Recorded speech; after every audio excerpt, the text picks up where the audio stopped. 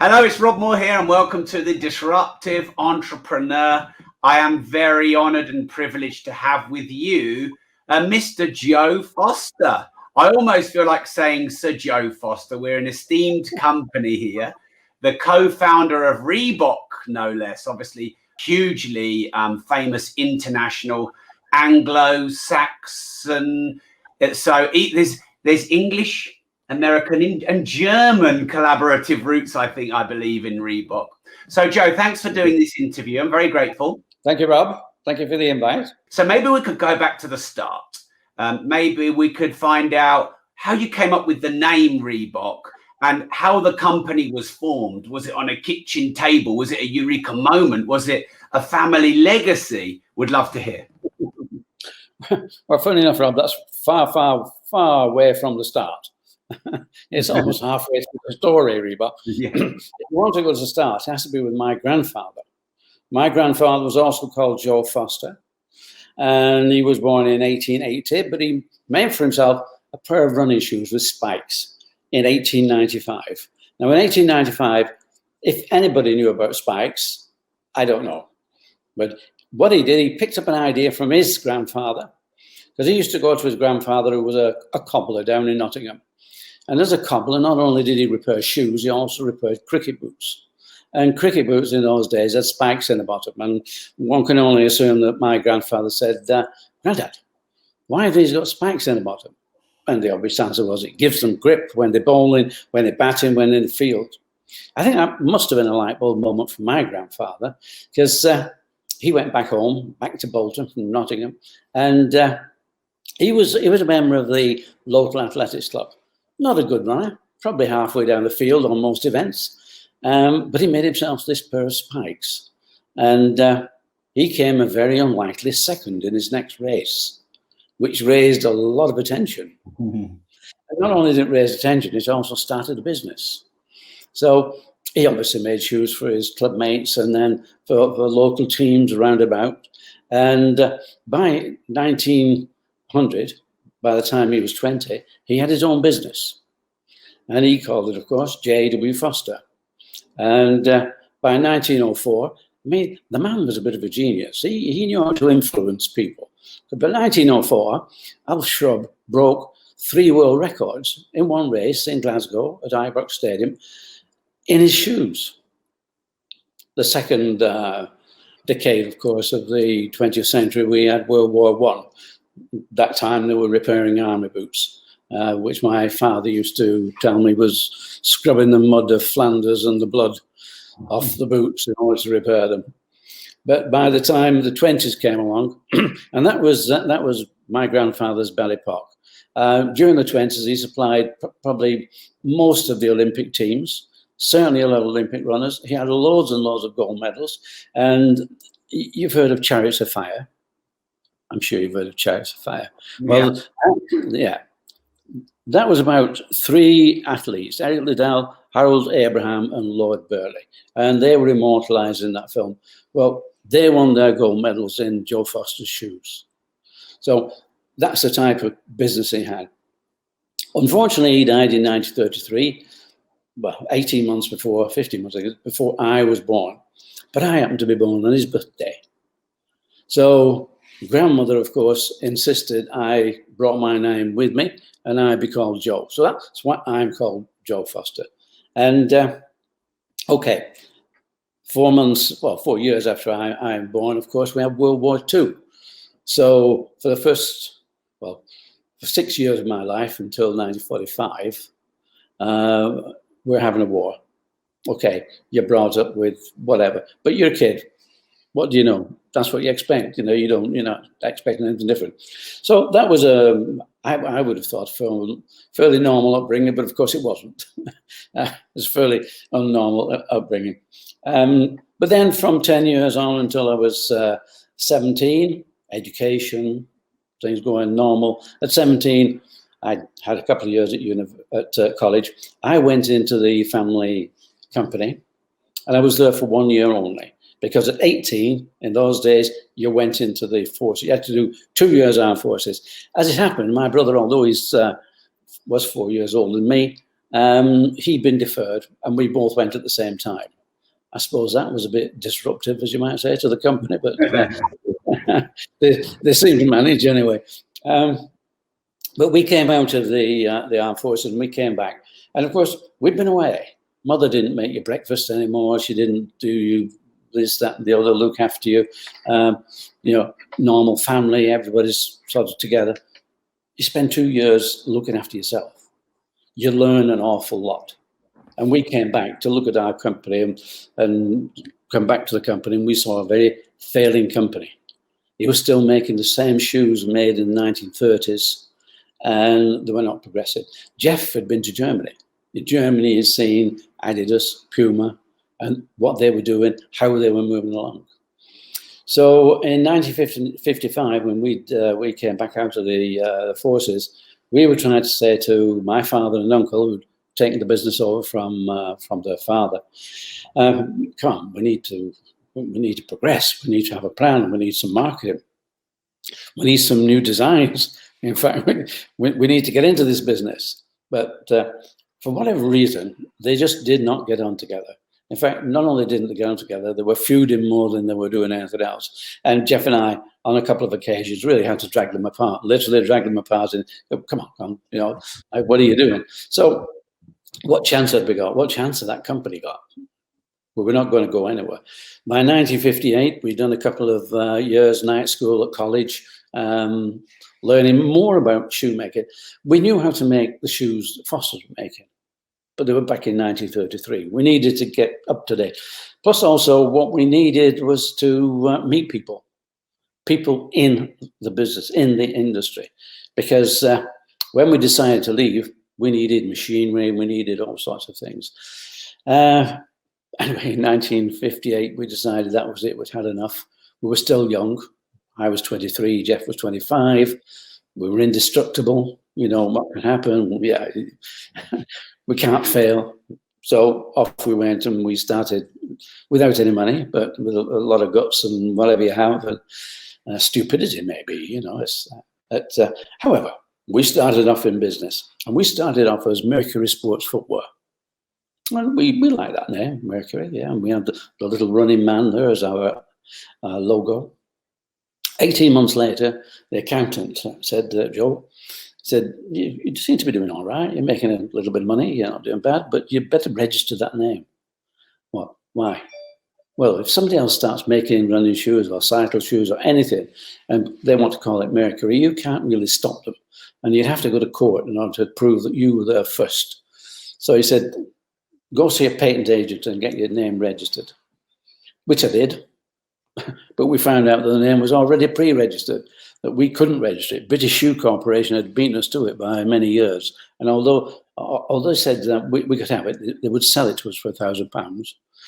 We didn't have £1,000 in those days. It was just an impossible thought, £1,000. So he pointed through the window of his office, and he pointed to a sign, Kodak. And Kodak, I said, what's with Kodak? He said, well, Kodak is an invented name. It's just made up. Doesn't mean anything. So you're not likely to get any objections if you make a name up. Where we sat around the table and we come up with lots of bird names, and animal names, cheetah and things like that, falcon. And it so happened in 1943, I had won a race at the local sports events, and I won a dictionary. And the dictionary was a Webster's dictionary. Not many people, unless you're American, know Webster's dictionary. But yes, it was an American dictionary. And I thought, I like that letter R. I'm going to have a look at this. So I'm in my Webster's dictionary, flipping through R. Fortunately, R-E comes pretty quick. You don't have to get down to the... And I came across Reebok, R-E-E-B-O-K. Small South African gazelle. Gazelle. Wow. That sounds pretty good. We'll have that. Let's have a look at that one. I'd have been an Oxford English dictionary. I'd have been looking at R-H-E-B-O-K. And I don't think that would have been quite as attractive.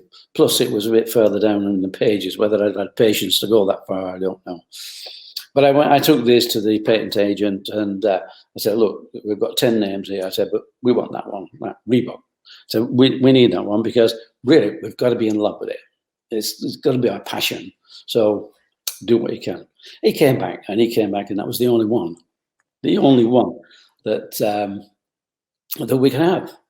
It was only the registrar. The registrar came in and said, look, we can only put you in Part B of the register. What does that mean? I have not a clue. A, B, whatever. What does B mean? Well, it's the second tier, because if somebody comes to me and says, we're making shoes out of Reebok skin, can't stop them. Can't say, no, you can't do that. Oh, okay. However, 20 years later, the registrar came back and said, we've moved you. You're now in the A part of the register. Oh, great. He said, because now Reebok is a shoe. It's no longer an animal. So that's Reebok. Hi, it's Rob. Quick interruption here to make sure you like this video and you subscribe to the channel. We are upping our content game, bringing you the most disruptive interviewees and guests and content, and not just the people who do the usual circuit. So make sure you like, subscribe, and now let's get back to the interview. So you mentioned Jeff a couple of times. So for the people that are watching and listening that don't know, that's your brother. So that brings us nicely into another one of my questions I have. Now, just to set the scene here, Joe, I think we might do 3 sections. I think we might do your time at Reebok, your time after Reebok and what you've been doing since. And then we've got a quick fire round at the end, which we ask all of our guests. So, you founded Reebok with your brother in 1958. But it's interesting that you and your brother were kind of playing peacemaker to your family members, yet you still went in business with a family member. And I know a lot of people talk about family member. Oh, you shouldn't go into business with your family. So how's it been working with family? And how do you manage that relationship of friends and family and business partners together? For what it was, Jeff enjoyed the factory. I didn't. As my book, if you've read my book is, I'm not a good shoemaker. And I hate running. So I think, okay, in those first early years, yes, I did. And I still did the designing. I did the designing, we made shoes, but Jeff loved the factory. He just wanted to work in the factory. So Jeff was happy with that, and everything else was mine. You can do the marketing, you can do the sales, you can do the designing, you can do this, you can do all the other things. So that's how we work together. And I can honestly say we never had a bad word with each other. We never fell out. There was always, if we had something to talk about, we talked about it. So we didn't have a problem. And I can agree with what you're saying, because people do say, don't go into business with a friend. It doesn't matter if you make a friend out of a business contact, but don't go into business with a friend. And it's the same with family. And probably family are worse, in fact, because family know too much about you. You're too much involved, as it were. But Jeff and I were very good friends, but we didn't socialize together. Our social lives are totally different, but we worked together. And I think we'd seen also what happened with uncle and father, how they were, how we knew that you can't run a business like that. So it really worked good. Of course, the biggest problem in all this is that when we just about to break into America, well, I'd got the deal, and unfortunately Jeff was taken ill and died. So, that was a very sad time, and he never saw just where we went with Reebok, but and it created difficulties, but it also sort of relieved in some way, because when you say you can't go into business with family, we both married Jeans. Both of them were called Jean. But I never got on with Jeff's wife at all. Never. And my wife would quite often side with a bit. Why are you doing this? Why are you going to America? We can't afford that. So I'd always felt that whilst Jeff never got involved, I always felt that there was a pressure from the women that was, why are you doing this? And you shouldn't be doing that. And you're coming up with ideas. It may have been stupid. A lot of my ideas must have been pretty stupid in those days, and a bit difficult to swallow. But the regrettable thing, Jeff died. And the thing that happened is that I then became the boss. So I didn't have anybody to question.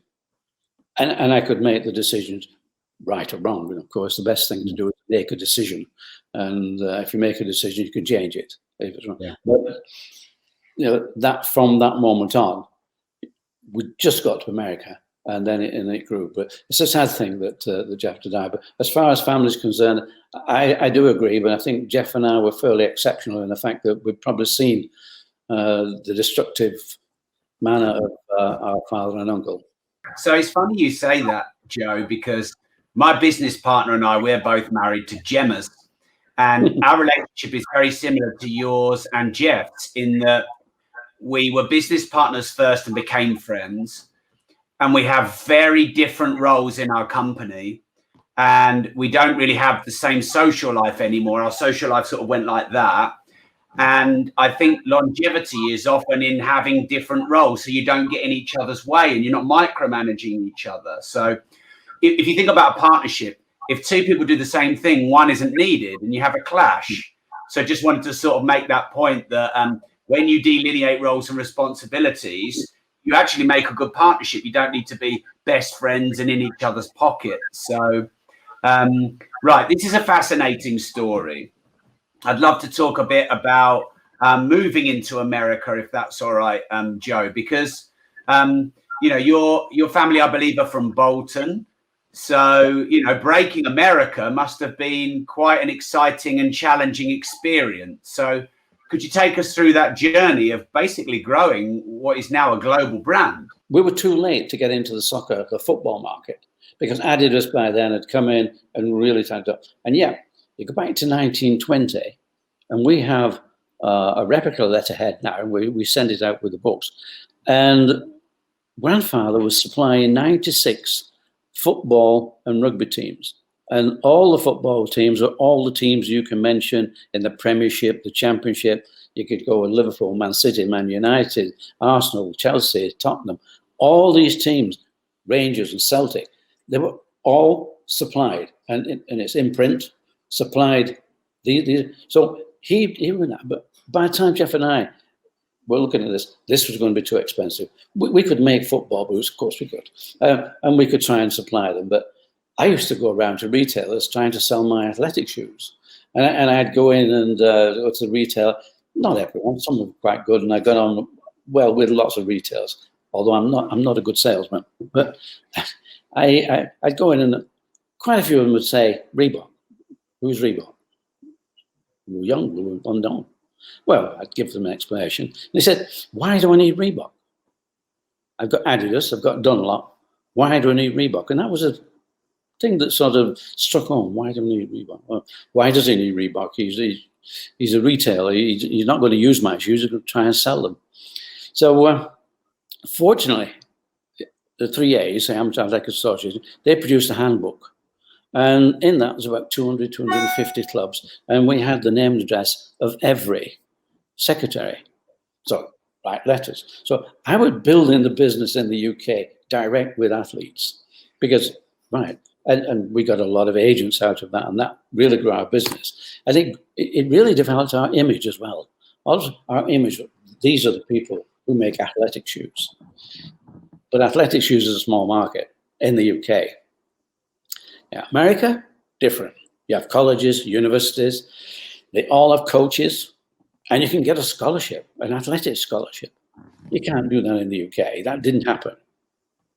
So they would sell lots and lots of demand for athletic shoes. That's our business. 1968, the British government decided they would like to help the sports trade do exports. So what they would do, they would pay for us a stand at NSGA, National Sporting Goods Association of America, in Chicago. They'd pay for us a stand, and they'd pay our return airfare and half of the hotel bill. Couldn't turn that down, really. So with a friend, Bob Brigham, he's in the outdoor business. We went to the first Chicago show.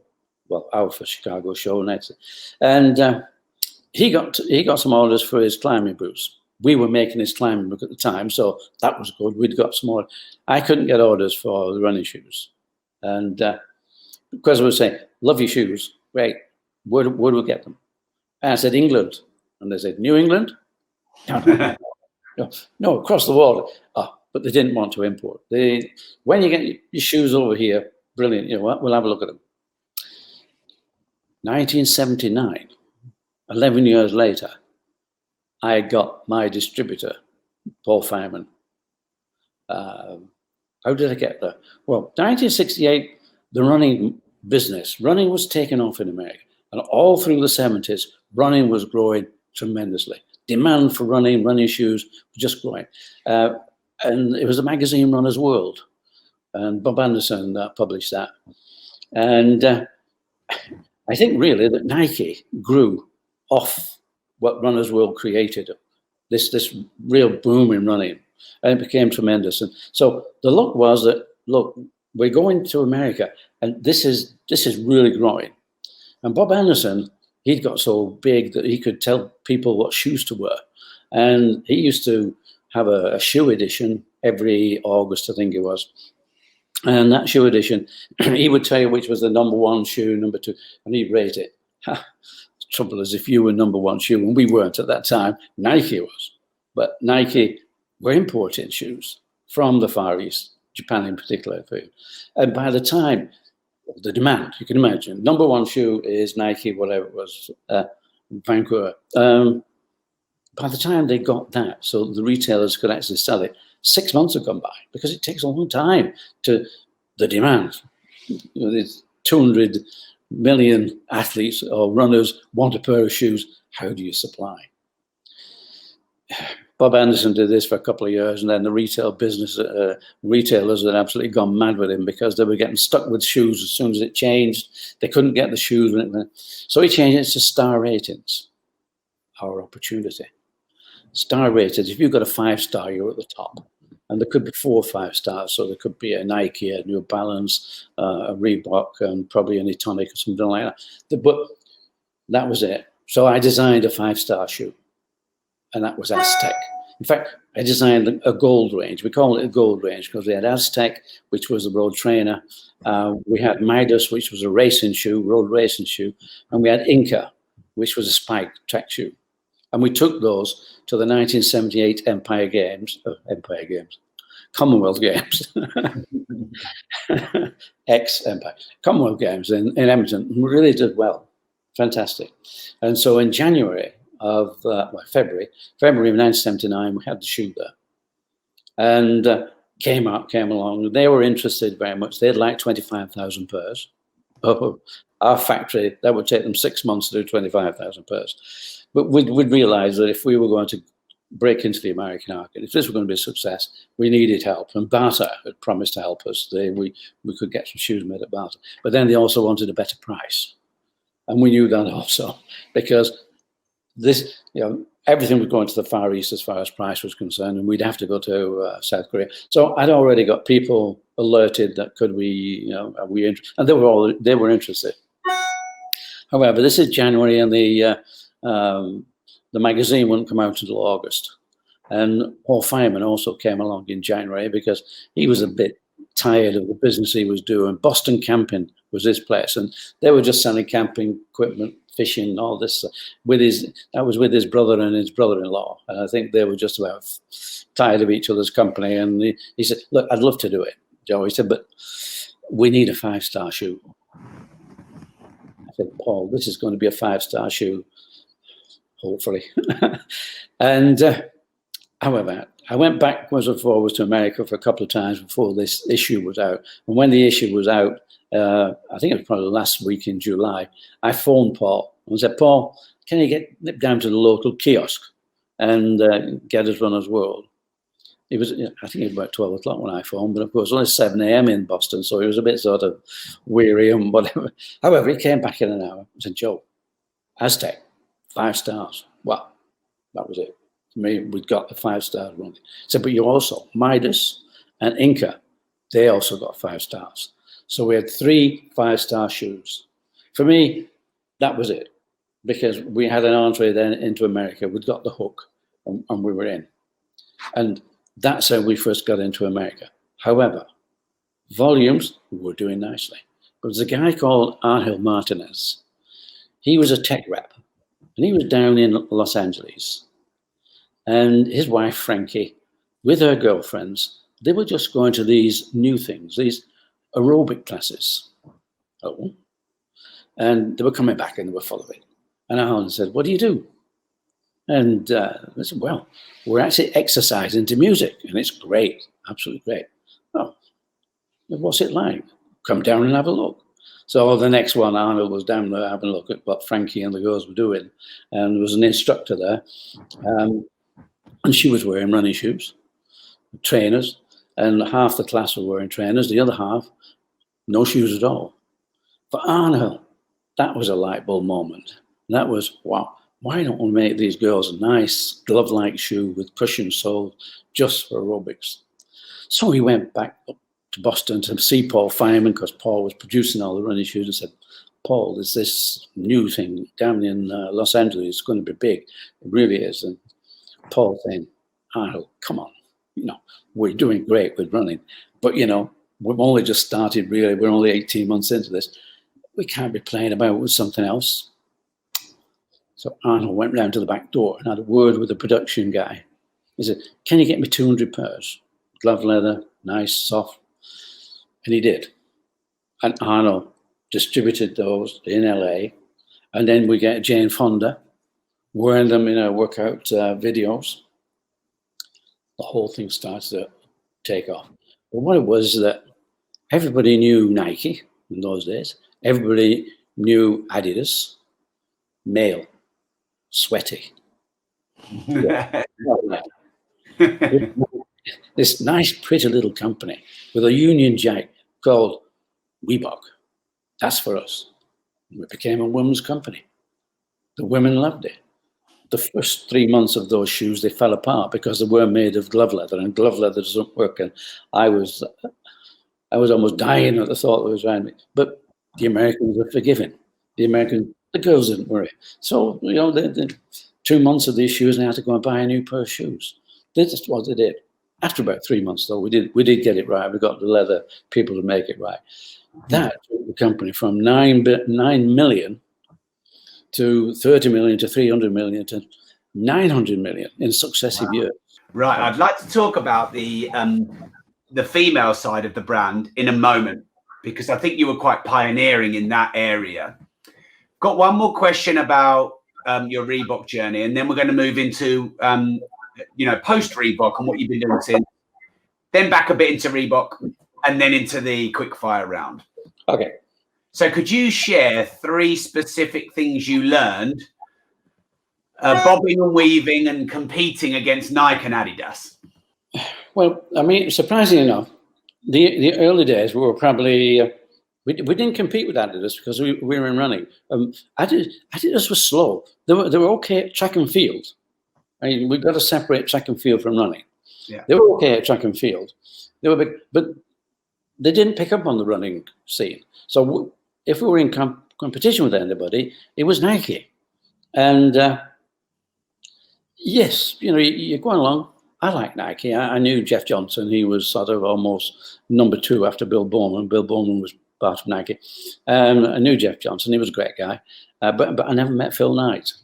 Let's try and put that right one of these days. But yes, there were competition. But all of a sudden, we were taken away from that. We were taken away into aerobics.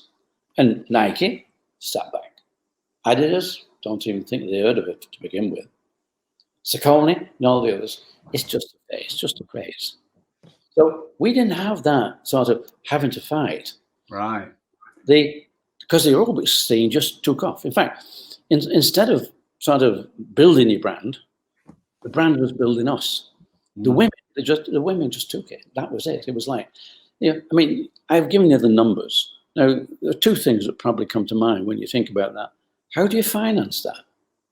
Because everything's coming from the Far East. You don't get credit from the Far East. You've got to put your money in. And how do you get the production? Which is the biggest problem. How do you get the volumes? And this is where, with Nike were going, well, they were a big company, but all of a sudden they hit a wall. They hit a wall and they had to cut the supplies from the factories. We were using the same factories. So they had to cut the supplies. I think, when we talk about anything, you've got to put luck in there. And the luck had it that the running grew so rapidly. And the other thing is that Nike hit that particular wall at the time, and we were able to absorb that production. So if those things hadn't have happened, you could have seen the demand, outstripping our supply so much that we were starving the market. If you start to starve a market, you fail. So we got up to, I left and we were just under 4 billion. But Wow. when at 4 billion with, there was no excitement. To me, there was no excitement. The excitement, I'd gone through 10 years of traveling around the world 3 times every year, building, putting on distributions.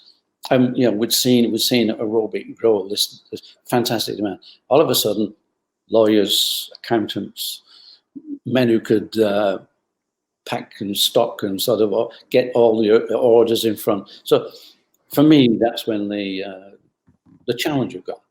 I was in an airplane going to different places, picked up by a limousine, taken to the best hotels, meeting the right guys and dining at the right places.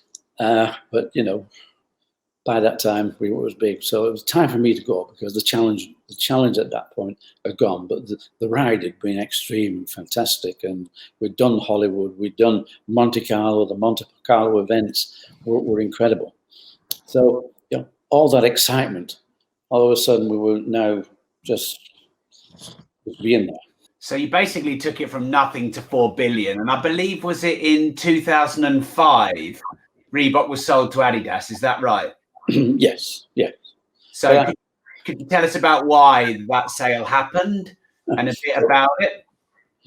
I don't know too much about. I know why, and I know the wherefores and whatever, but I had nothing at all to do with it. Let's say I left the company at the end of 1989. Right. But it was a bit like Sorry, Joe. When you left, was it at the sort of 4 billion level, or was that when it was sold to Adidas? No, it was then at the 4 billion level when I left. Did you leave? Pardon? Why did you leave? The challenge had gone. There was no longer this. When it grows so big, it's like it needs a lot of people. And as I say, we have a lot of lawyers. we have a lot of accountants and people doing numbers. So it becomes a numbers game. And the challenge from when Jeff and I had started and what we had gone through and going to America and that absolute growth, it had gone by that time. So I left. But as I was saying, but leaving is a bit like the Eagles and Hotel California. You can check out, but you can never leave. And for so many times, it would be picking the phone and ring, Joe, can you redo this? What happened? They're asking me questions, and my life has been a series of just keep on going back and saying hello and enjoying the people. But when it comes to what happened, I think that by the mid 90s, Reebok had run out of that steam. What had driven the engine wasn't the people. It was the business had driven the whole thing, and I think that by that time, management was struggling to put things in place, get things right as to how do we start now we've got here. How do we take over the machine? And I think they didn't really get that right. It just kept going, and it kept. It was still only about 4. It was less than 4, I think, when it was sold to Adidas, and of course Adidas bought it because Adidas needed the momentum that they could see by buying Reebok. Reebok were big by that time basketball. They were very, very good in basketball, aerobics, and so. And it got known to be an American company, really, rather than a British company. It got known to be an American company, and so they bought it for that. And of course, I think when Adidas bought it, Adidas put Reebok to one side and sort of took the bits and pieces and put them into Adidas, and that's what you would if you paid $3.8 billion for a company. You'd want to grow your company. They didn't buy it to grow Reebok; they bought it to grow Adidas. So Reebok stagnated for quite some time after 2005, and right now it's in the process. Well, they say they're looking to sell it, and I think they've got a lot of people now very interested in buying Reebok. So it may well in the next month or so become under somebody else's ownership, which will be good for Reebok and probably good for Adidas, because the Adidas and Reebok are not a good fit as companies working together.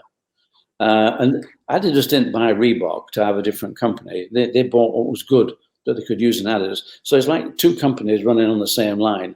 And in order for Reebok to grow, Adidas know very well what to do. But of course, it means taking something off Adidas. So what is the point? So they've tried to build Reebok in a different way. Right. Two good things. Well, first of all, when somebody buys a company, they think they can change things. So they change the silhouette and they change the writing of the name. But 18 months, 2 years ago, they've got I think they've got somebody new on marketing. And because Reebok had got about 5 or 6 different images from the Vector, the Star Crest, and then this Delta, and different names. So this guy came in and said, get rid of all that. We're now going back to the Vector. You can see it on the shoulder. Back to the Vector and the old Mototech Tura with the drop letter R. And now they started doing that. And just before they did that, they also decided that Reebok should have an archive, which is good, because I had lots of stuff hanging around, up in the loft, everywhere, bits and pieces. And now it's all in Boston. It's all in one place in Boston. Because after a while, that sort of thing, they all get split up and they would disappear. But now we have lots and lots and lots of stuff, and they're all in the Reebok. So now Reebok has a good archive. It also is back now with one message. And that's the same message with the Reebok. It's like Ford. Ford never changed that. You know, they got the letter. You see Ford, and that's what you see. I mean, you just see that. Well, this is back now for Reebok. So somebody buying it now, I think, you know, I'm happy to go along there and give a shout as well and see what we can do. Oh, you heard it here first. So when Jeff Bezos stepped down at Amazon, he stepped down because he had other projects he wanted to pursue. Did you have other projects you wanted to pursue set up in the background there, Joe? What have you been doing since Reebok? Or did you just go, I want out anymore? Did you still have shares? Did you sell your shares of the company? Just a little bit of a flavor of Joe post Reebok.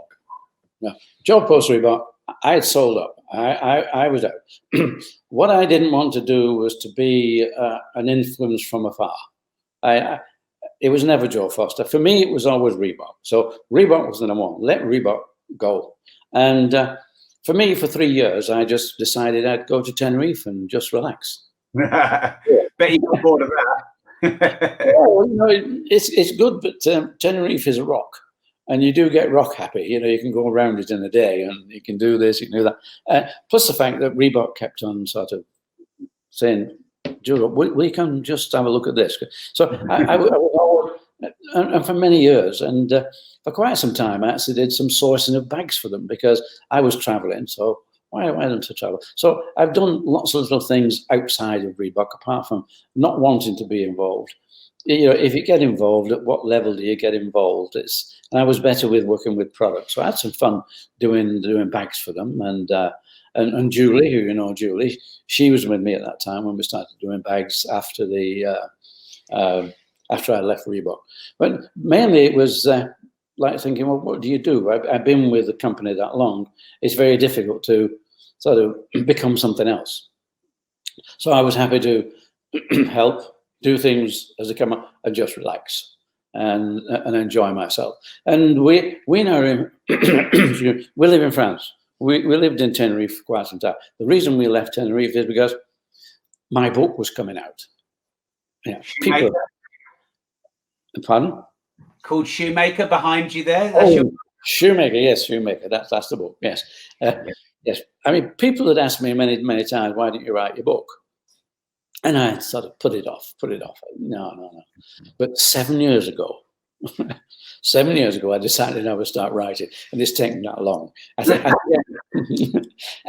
think I had it all down in 4 years, but then you get people to look at it, but when you're writing the book, I'm writing the book, and I'm going, and then, but I need to go that way because I was also doing that, and so you need somebody to say, well, your story is brilliant, but there's too many bits and pieces to go in that way. So I had to get help to put it together. And then, of course, when you get a publisher, the publisher also wants to make sure that it works for them. So, 7 years it takes to get the book. But from Tenerife, I needed to get to the UK quite a bit because the publisher's in the UK. And we have a little dog. And every time you want to go back, you have to take the little dog with you. And the dog costs £1,000 a time to take forwards. And of course, he's got to go in the holes and things like that. So we decided that let's set up in Tenerife and we'll have a look in France. So now we bought a place in France because we can actually drive from here when we have no COVID, of course. COVID stops us right now. And plus also in one of the things after sort of leaving Reebok is I have a lot of friends all around Europe because I put the whole distribution on. So it's nice. We're sitting, I can go to Germany, I can go to Italy, I can go to Switzerland. We're in France, and we can go up to Greece. All these people are there. They're all getting a bit older. Maybe some of them are not here anymore. Certainly in the UK, John Disley and Chris Brasher are no longer with us. But these are the people that were working with me, and they're just nice to meet. And I mean, probably the first thing we'll do when COVID lets us is probably drive through to Italy and go to Sacromonte in Varese and just sit there and look at the view, the lakes, and drink some wine with my friend Umberto. So that's the thing that I like doing now. But of course, I have a mission, one mission left. Well, probably more missions, but one at the moment is Shoemaker. You write a book, it's got to be read. So now we're working on getting it into a bestseller in America. We get it to a bestseller in America because I believe in America. It will be a bestseller all over. So that's the mission now, is to get people to read the book. Right. Well, then we need to give it a big shout out now. So Joe's book, Shoemaker. Make sure you go and grab that on Amazon. A fascinating story and journey, taking it from nothing to 30 million, then 900 million, and then 4 billion. That's amazing. There's not many people in the world that have done that. So, Joe, are you up for a quick fire round? Of course, yes. Carry on. So I've got maybe 7 questions in the quick fire round. So top 3 business lessons founding Reebok. Top 3 business lessons. Believe in yourself. Do it when you're young. And don't listen to too many people.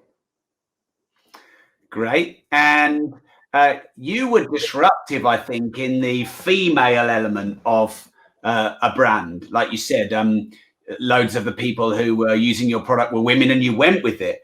And I think, I feel you were the first, because now everyone seems to be copying it and sort of jumping on the bandwagon. So would you say that is accurate? And did you think that was a good move in Reebok to focus on women? Well, I think the women focused on us.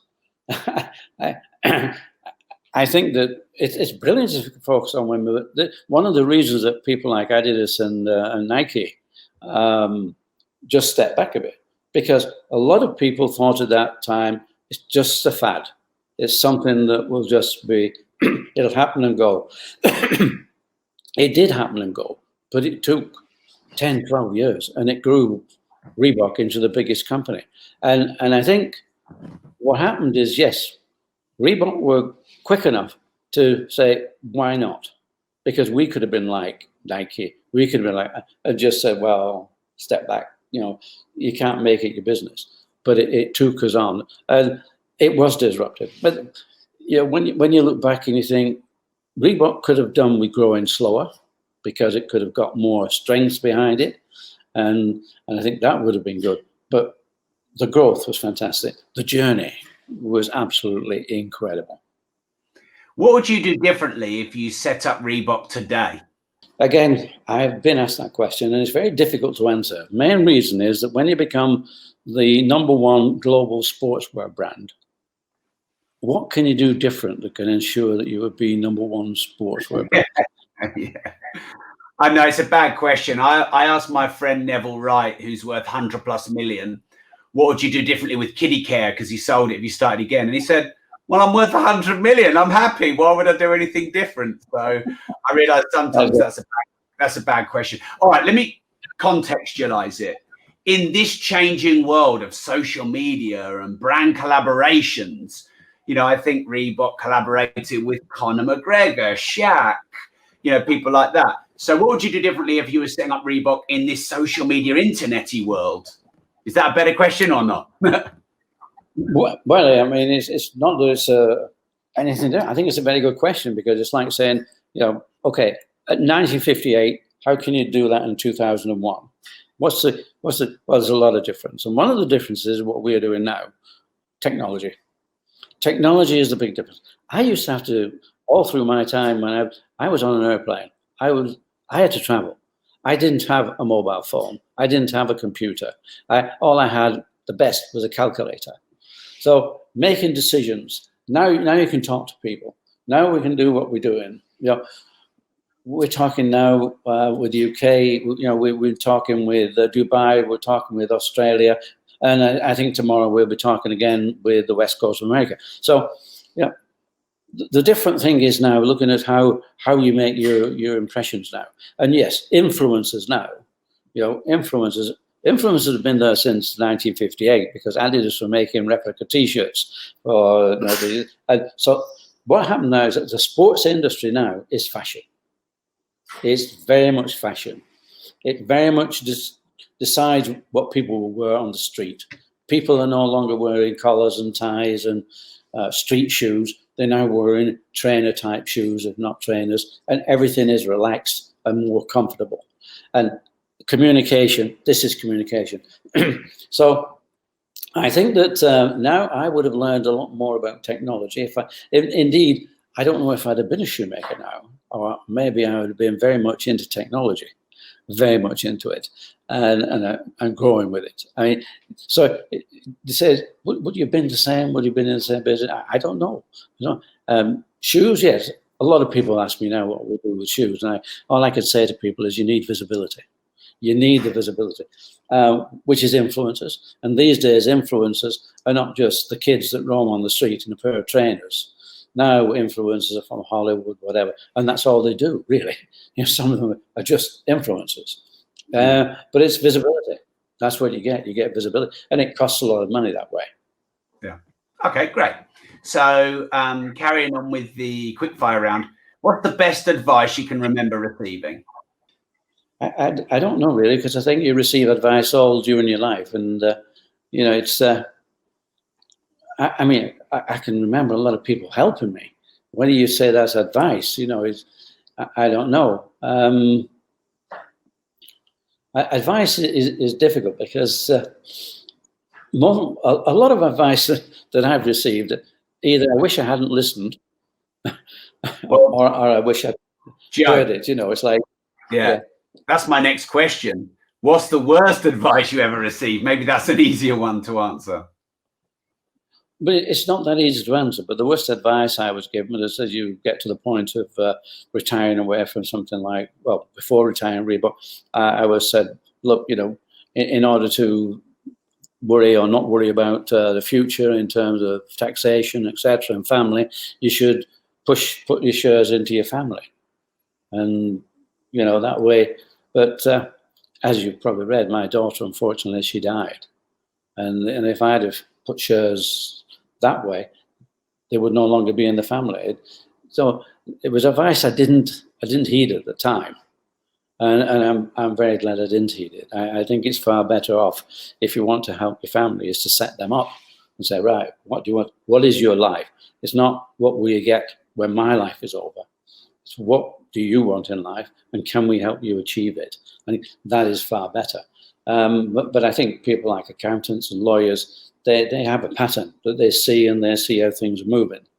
I think what I admire these days is something like Jim Ratcliffe. Do you know Jim Ratcliffe? Oh, Jim Ratcliffe. Yeah. Billionaire, Jim Ratcliffe, British billionaire. Yeah, that's right. But he has decided how he will work with his money. And, now he's a Swiss national. His company's in Switzerland. He lives in Monte Carlo. He's down in New Zealand now playing with yachts. But he's given 100 billion to the, I think, 100 million to Oxford to develop, I think it's antibiotics, because antibiotics are now going. So, it's like advice is very difficult. And I think you probably give yourself your best advice. I know that probably my solicitor, that was Derek Waller, he was very good, certainly. But he, his advice was, when we were going into a meeting to sort of work with distributors, or to build the distribution, and we'd have people we were talking to build this distribution, to put on a distributor. You had to go in there and you had to make sure that they came out as winners. That no good going in there and just beating them to death. So you give them pieces of paper which have at least 4 clauses in that you can knock out, and right. Some others you can do, best endeavors and things like that. So that the lawyer of the people that you're going to work with or hope to work with as a distributor, their lawyer, he feels he's won, or right. you don't beat him to death. So that's the advice: is don't try and beat people down. Yeah, that's great advice. Okay, is there one thing that's wrong with the world that you'd like to see changed? Only one thing. The main thing. The main thing. Well, I think the problem with the world is that human beings are human beings, and I think the biggest problem is with human nature, because no matter what you do, if you give, you help, you do whatever, it's always defeated by human nature. Because you give somebody something, here, this is fine, now this will help you. What's next? Once you've given something, it's always what's free. So giving things for free, I think, is difficult, because people will always want more. Mm. You don't really you don't gain anything giving for free, and I think people need to learn how to earn things. Mm. And I guess right now we had a very peaceful time, I suppose, since World War II for 60 years, and I think now people are becoming disruptive. People are not liking to see what's going on. Everybody wants it today. We see so much that, it's fantastic. Why don't we live on the Côte d'Azur? Or why can't we all live in Hollywood or down there in California? And a lot of people want all this. People want a lot, because I think it's put out to society now that this is desirable, to have tons of money and go to nice places. But and I think it takes a lot more now to make people happy. I think people are not as happy as we were growing up young with what we had around. I think people want more, and it's like it's almost a position where you can't fill the desire that much all the time. So everybody's under pressure, and I'd hate to be a politician, because there's no win. There's no win being a politician. Poison chalice. Who would? I don't envy them at all. I agree. This podcast is called The Disruptive Entrepreneur. So what does the word disruptive mean to you, Joe? Disruptive means changing things without asking permission. I love that. That would be the perfect way to end the show. But we've got 2 more quick ones. If there was one person who you'd love to listen to, or imagine I had them on this podcast and you'd definitely tune in, who would that one person be? I think Jim Ratcliffe. I'd love to hear his story. I know he's not a purist. I mean, his businesses are probably not the best of businesses for the ecology of the world, but I think he made his mind up on lots of things. I know he had a conversation with Gordon Brown, because, look, if I'm going to pay tax, can we arrange something? which he didn't. So he just went off. But I think I think he's a true patriot still, because he's still racing in New Zealand under the British flag, and he does lots of things. But he's doing it his way. So I'd like to hear his story. Although I don't think he's a man to tell his story. I think he's quite happy to be what he's doing. So your book, The Shoemaker, we can get that on Amazon, can we? Yes, again, Amazon, yes, and leading bookstores. But there's not many bookstores open these days in the UK, but Amazon. Great. And is there an audio version? Pardon? Is there an audio version, or like on Audible? Yes. There's audio, and there is Kindle. And it's Kindle. Kindle, great. That's good, because lots of my listeners like audio books. Obviously, they're listening to this on audio. So Shoemaker, grab that on Amazon, grab that on Audible, whichever is your favorite format. Let's help Joe make this a global bestseller. An amazing story, Joe. Thank you. And where should we follow you? Is there any social media or anywhere we can go and follow your journey? Yes, we're on Twitter, we're on Instagram, and LinkedIn, and Clubhouse, by the way. Oh, yeah, you were in my Clubhouse room yesterday with Naveen Jain, weren't you? That's right. Yeah, yes, great. Indeed. Joe, look, I want to say thank you very much for your time. I'm very grateful. It's very kind of you. What an amazing story. Thanks for making a difference on this planet, and thank you for doing this interview. I'm very grateful. It's very good of you, Rob. It's been excellent. Thank you very much for inviting me.